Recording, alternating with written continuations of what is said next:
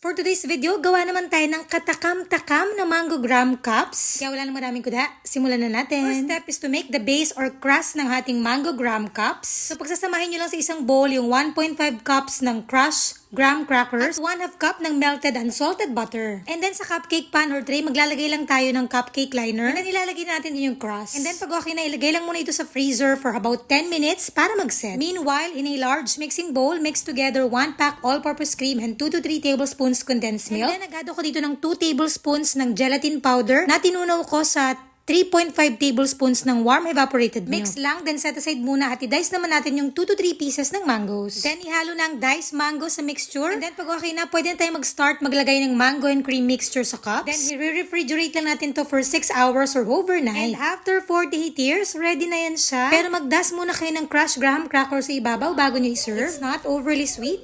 Masarap.